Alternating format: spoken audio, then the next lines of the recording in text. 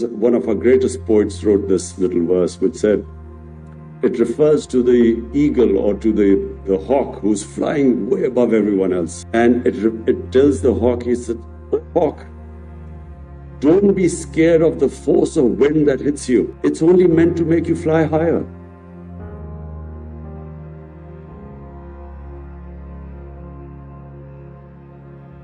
Sport teaches you something which you do not learn in any university or any school, because the idea of competing in sports is to prepare you for life, for struggle in life. The problem is that some sportsmen, when they finish their sporting career, they live in their comfort zone. They do not want to take any more challenges.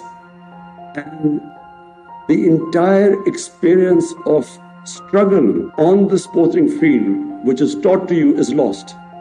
Because the moment you do not take on any other challenges means that that experience which you've learned how to struggle is gone. So let me just say one thing. What did sports teach me? Sports taught me that it was not the most talented player that became a champion. It was the player who had that ability to take the knocks, who knew how to take defeat, who was not demoralized by defeat, but who learned from the bad times. Because in life, whatever you do, life is never in a straight line. It's in cycles. You will have your ups and downs in whether it is education, whether it is in business, and as Arjuna would know, in politics. It's a cycle. You have your good and your bad times. Success depends upon not how you deal with the good times, but how do you deal with the bad times.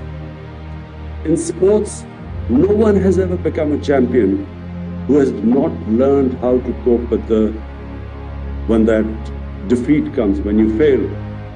If you do not know how to cope with that, you can never become a champion. There are two ways people react to a defeat. One is they get demoralized, and when they get demoralized, they lose their dream. They give up on the dream. Second are those people who become champions who actually learn from defeat, who do not give up. But every time there is a setback in life, there are lessons to be learned. So that ability to analyze where you went wrong and then pick yourself up and start struggling again. That is the only way you become a champion. And that's the only way anyone achieves anything big in life. So in my case, I was not the most talented cricketer when I started. My two first cousins were, both of them captain Pakistan, and both of them, all my other cousins were far more talented than me. So when I was growing up, I was always told that I was never going to be as good as them. And then when I played my first test match, I was dropped. And everyone thought that was the last they would ever see of me. So for 3 years I never played, I was out of the cricket team. So there were two ways.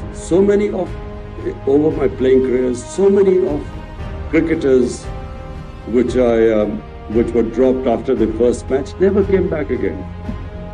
The majority never came back again. So there were two ways I could either give up and chase another career, or you could actually learn from your first test appearance or your first test tour. So it was that the reason why I succeeded more than a lot more talented cricketers than me was that I had that ability to analyze my mistakes better than others. And then the second ability, I would work harder than most others. And that's why if you have that ability, you will keep improving. The improvement process never stops. Because when you have resistance, the Almighty has made us human beings such that the moment we face resistance, if we stand up to resistance, we get stronger. So we have immense power. All of us have incredible power inside us. But that power will only come out when we face resistance. When we pit ourselves up against challenges, only then that power comes out. That potential, that human potential only comes out then. Problem is that somewhere along the line we give up. And that's when we lose. So the more you face resistance, the stronger you get. If you put your arm against a higher weight, your arm will get stronger. But the mind is the powerhouse. And the more you put your mind into to resist and to challenge, it just gets stronger and stronger. The lesson is simple. All of us can become whatever we dream of. We should never stop dreaming.